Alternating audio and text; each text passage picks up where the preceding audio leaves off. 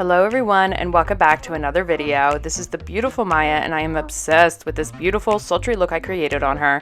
If you want to know all the steps on how to do it, please keep watching.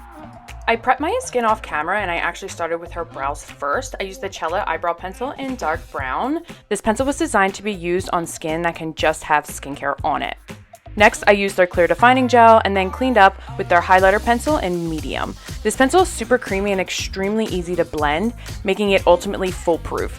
Their dual blending brush makes it even easier to get precise lines and comb through brows so they are tamed and natural looking.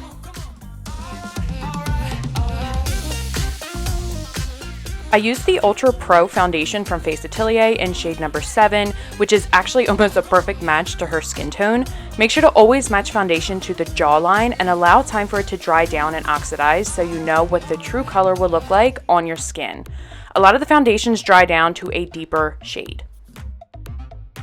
Cella's highlighter pencil can be used as an eye primer and also a concealer, so I actually prepped and brightened Maya's eyes with it before applying eyeshadow.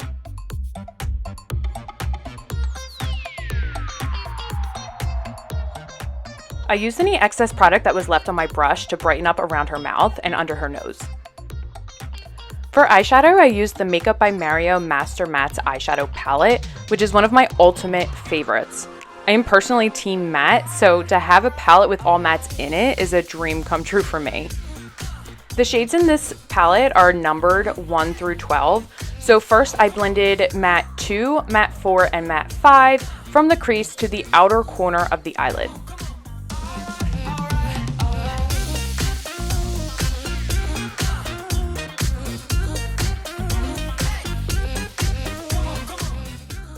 Then I blended matte 6, matte 7, and matte 9 from the lash line up to the crease and made sure that all the shades were fused together to create one blended transition.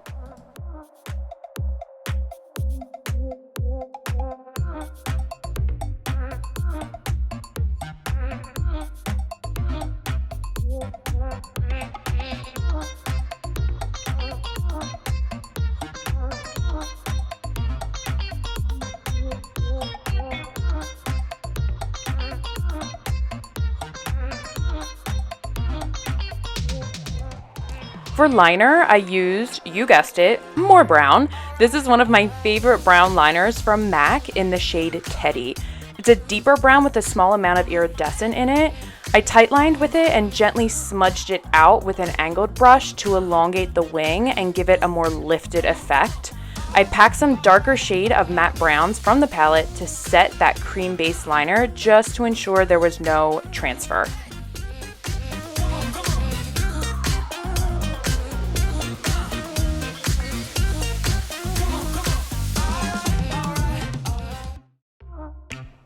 I added mascara prior to the full bands of lashes that I put on, which were the Naked Lashes number 424 from Ardell Beauty. When putting on lashes, make sure that you always use your lash tool to actually press the band of lashes down towards your natural lash line to make them look as natural as possible. As the lashes dried, I went back to conceal under Maya's eyes and start carving out the angles of her face with my RCMA concealer foundation palettes. RCMA is so easy to work with and so easy to blend. I don't think I will ever take it out of my kit. This product seems a little bit intimidating at first, but it really is super easy to use.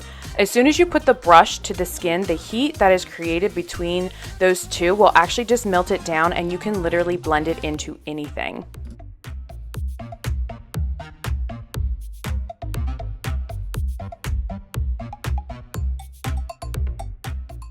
Once I'm done with cream products, I like to go back in and start working out any creasing because inevitably there will be some, and I like to start to set with light amounts of powder products.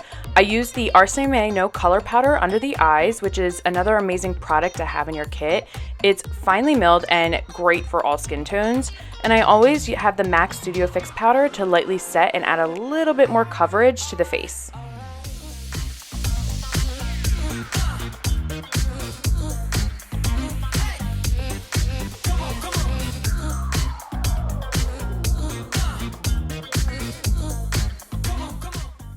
The Charlotte Tilbury Airbrush Matte Bronzers are my new favorite. I just love them, and I made sure to keep all 4 shades in my kit. They're easy to blend and add the most natural tint of color back to the face.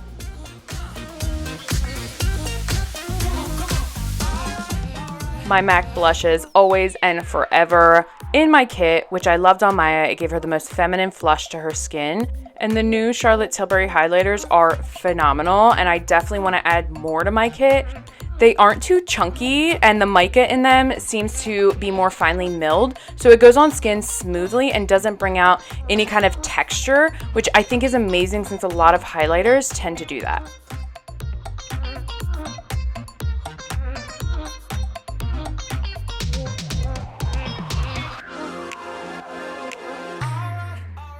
For Maya's lips, I used the Makeup Forever lip liner in Endless Cacao and then blended MAC's lipstick in Taupe over top, which gave the most natural shade of flushed red to her lips. And I added the clear lip gloss from MAC as well to just give it a little bit more shine.